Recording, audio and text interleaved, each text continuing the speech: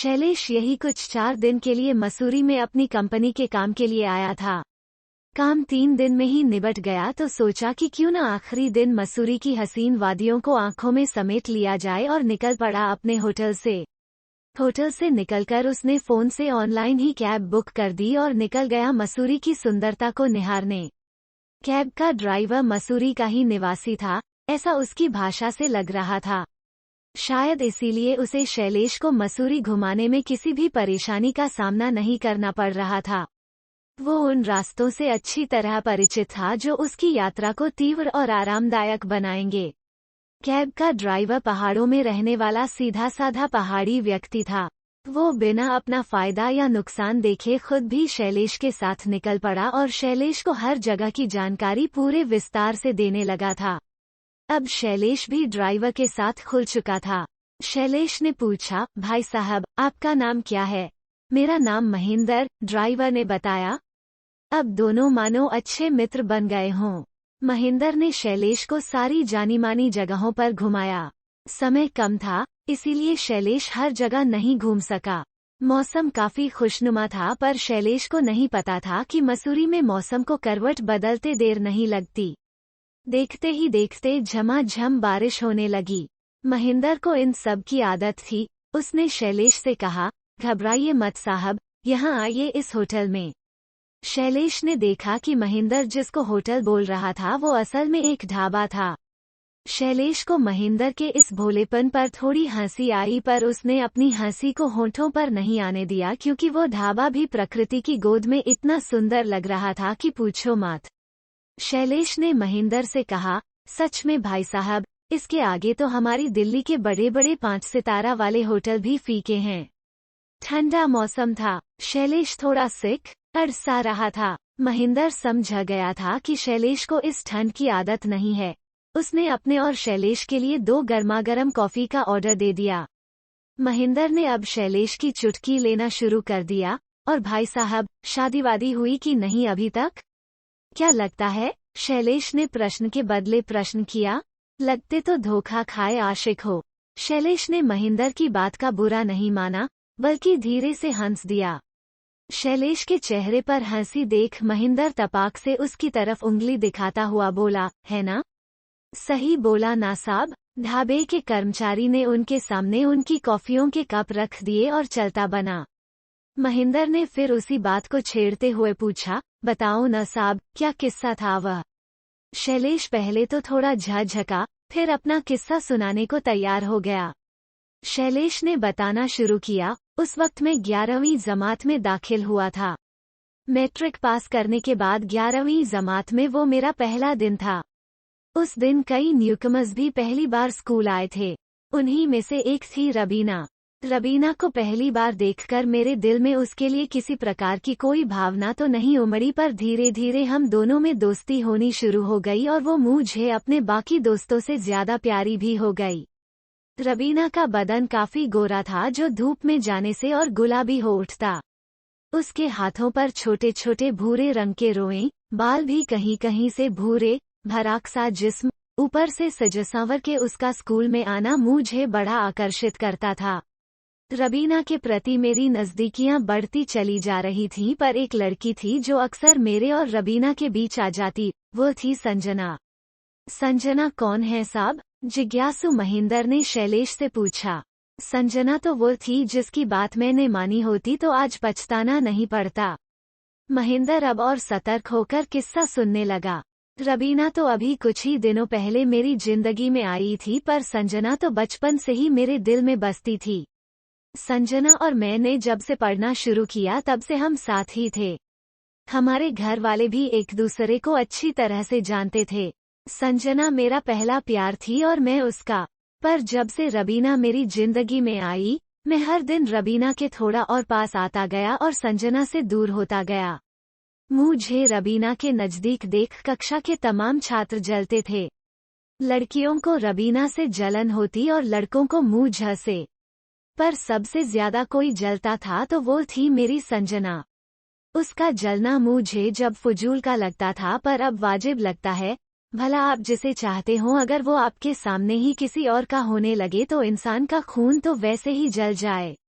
संजना मुझ से हमेशा कहती थी। शैलेश की नजर बाहर गई। बारिश थम चुकी थी पर उसका किस्सा और उनकी कॉफी अभी आधी बची थी। महेंद्र ने पूछा, क्या कहती थी? शैलेश ने किस्सा चालू रखा। संजना जब भी मुझ से ज्यादा चिढ़ जाती तो बोलती, तुम भूलो मत वो एक मुसलमान है। तुम्हारा आगे एक साथ कोई भविष्य नहीं है। काम तो मैं ही आऊंगी, इसीलिए संभल जाओ वरना बाद में बहुत पछताना पड़ेगा। पर रबीना के इश्क में मैंने अपनी आंखों पर पट्टी बांध ली थी, कुछ और दिखता ही नहीं था। देखते देखते 2 साल गुजर गए। मैंने और रबीना ने एक ही कॉलेज में दाखिला लेने की पूरी तैयारी भी कर ली। पर 12वीं जमात के बाद संजना आगे क्या करेगी, न तो मैंने कभी जानने की कोशिश की और न उसने कभी बताने की। देखते ही देखते समय बीतता गया। संजना का नंबर भी अब उसकी यादों की तरह मेरे फोन से मिट गया। अब मेरी फोन की कॉल हिस्ट्री में सिर्फ रबीना के नाम की ही एक लंबी लिस्ट होती और उससे घंटों बात करने का रिकॉर्ड। हमारे इश्क के चर्चे पूरे कॉलेज में होने लगे और रबीना भी मुझे उतना ही पसंद करती थी जो तना मैं उसे। न तो मैंने कभी सोचा कि वो पराये धर्म की है और न उसने। स्कूल के समय में तो मैं रबीना के जिस्म की तरफ आकर्षित था। उसकी खूबसूरती के लिए उसे चाहता था पर अब मैं उसे दिल से चाहने लगा था। मैंने कॉलेज में हॉस्टल में रहने के बावजूद कभी रबीना से जिस्मानी रिश्ता नहीं बनाना चाहा। अब मुझे पता चला दिल से प्यार करना किसे कहते हैं।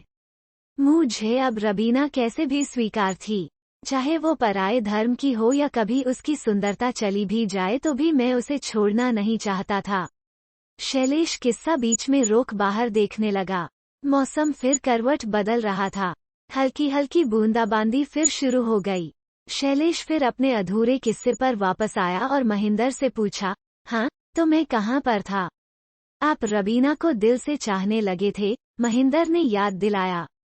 हाँ, अब हम एक दूसरे को अपना जीवन साथी बनाना चाहते थे, पर अब एक सबसे बड़ी अड़चन थी जिसे हम हमेशा से नजरअंदाज करते रहे थे।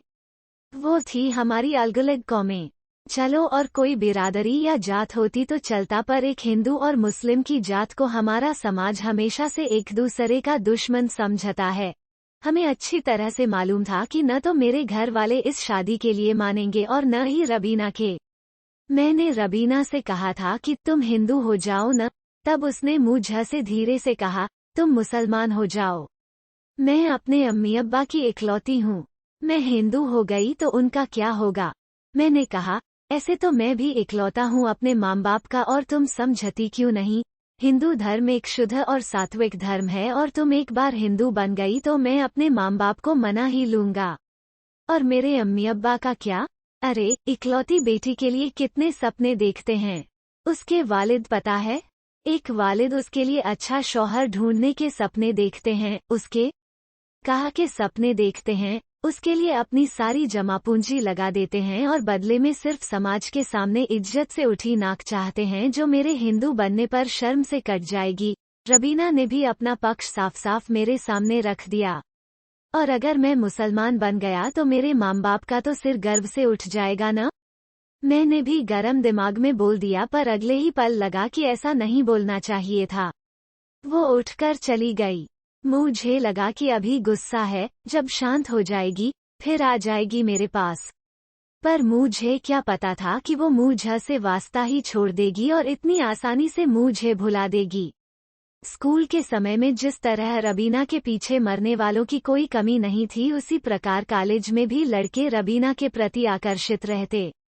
मुझ से मनमुटाव होने के बाद उसने अपना नया साथी ढूंढ लिया जो उसी की कौम का था और हमारे ही कॉलेज का था। कॉलेज भी अब खत्म हो चुका था और हमारा एक दूसरे से वास्ता भी। मैंने कई महीनों तक उसको सोशल मीडिया पर मैसेज करने की कोशिश की, पर हर जगह से खुद को ब्लॉक पाया। मेरा नंबर उसने ब्लैक लिस्ट में डाल दिया। अब मेरे कानों में संजना की उस दिन वाली बात गूंजने लगी, काम तो मैं ही आऊंगी। कुछ दिन उदास रहा और खुद को यही तसल्ली देता रहा कि वो तो वैसे भी मुस्लिम थी, चली गई तो क्या हुआ, पर मैंने अपने माँ बाप को तो नहीं छोड़ा न। मुझे आज समझ में आया कि जिसे तुम चाहो अगर वह तुम्हारे सामने ही किसी और की हो जाए तो कैसा लगता है, और कुछ ऐसा ही लगता होगा मेरी संजना को उस वक्त। मैंने तय किया कि फिर संजना का हाथ पकड़ूंगा, पर मन में ही विचार किया कि किस मुहम से जाऊंगा उसके पास। क्या कहूंगा उससे कि क्या हुआ मेरे साथ, और मान लो कह भी दिया तो क्या वो फिर से स्वीकार करेगी मुझे। मैंने अपना स्वाभिमान छोड़कर सोच लिया कि जो कुछ हुआ प्रश्नवाचक चिन्ह बता दूंगा उसे ही जीत जाने दूंगा। अगर अपने आप को गलत साबित करके मैं फिर उसका हो जाऊं तो क्या बुराई है। पर उसे ढूंढने पर पता चला कि अब वो दिल्ली में नहीं रहती। सारे सोशल मीडिया को छान मारा पर वो वहां पर भी कहीं नहीं मिली। फिर हताश होकर अपनी जिंदगी को रुकने नहीं दिया बल्कि एक कंपनी में जॉब कर लिया और संजना का मिलना न मिलना प्रकृति के ऊपर छोड़ दिया। फिर क्या हुआ साहब, महेंद्र सुनना चाहता था कि आगे क्या हुआ। फिर क्या होगा, जिंदगी चल ही रही है, आज नहीं तो कल वो मिल जाएगी।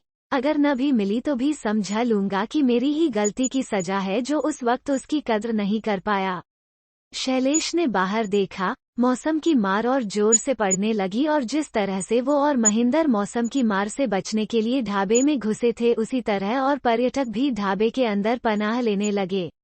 ढाबे का कर्मचारी फटाफट अपनी सारी टेबलों पर कपड़ा मारने लगा और उनसे बैठने को कहने लगा।